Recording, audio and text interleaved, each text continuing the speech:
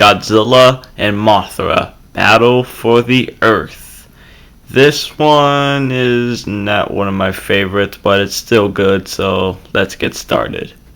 And just like the original Godzilla vs. Mothra movie, like in the beginning intro, they show a big ass typhoon hitting a rock, or I guess you can say, and then there reveals that there's an egg here, just like the original, to be honest. And like any other Mothra movie, there has to be the fairies. But not only is there Mothra in this movie, but there's another monster named Batra, the same divine moth who roars just like Rodan for some reason. And of course, there's the king of the monsters, Godzilla.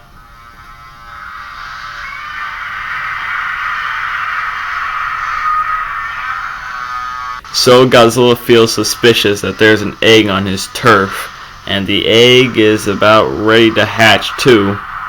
But soon enough the egg starts cracking, and soon the larva Mothra hatches to save the day and fight Godzilla. Yay. But the larva Mothra kinda gets her ass handed to her, and then she goes flying like almost all the time. Boom. And then another time she gets tossed. Boom. And then a third time she gets tossed, but this time Batra is involved in the picture. Hey, I didn't know Rodan was in this. But then they start getting pissed off.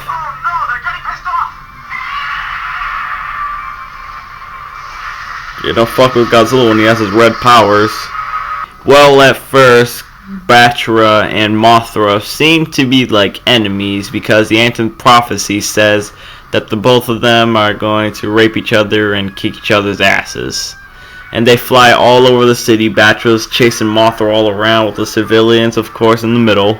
But then Godzilla comes out of a volcanic eruption or whatever the fuck, just like he did in Biollante, which is pretty awesome too.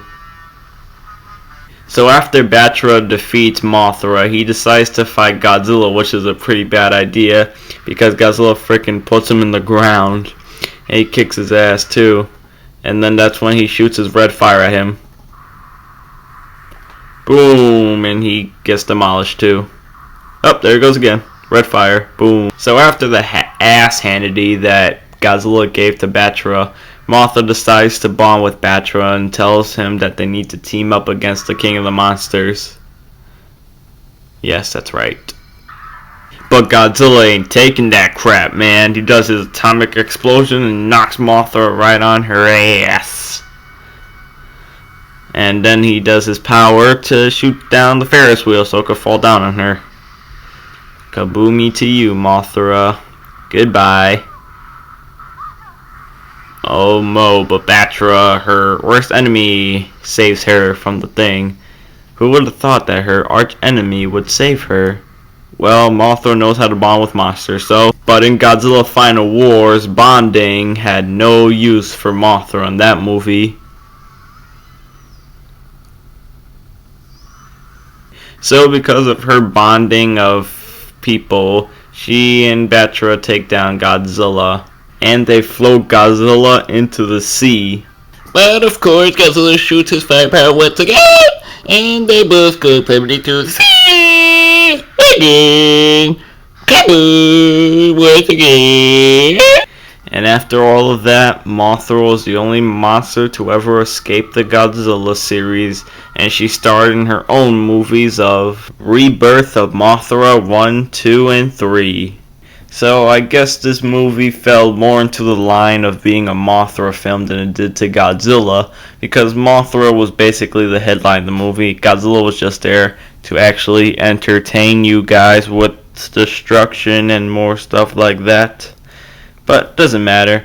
Godzilla is who he is, and Mothra is that one desperate moth to help people. And so it is. Godzilla and Mothra, Battle for the Earth. Check it out because the movie I like better is coming up after this.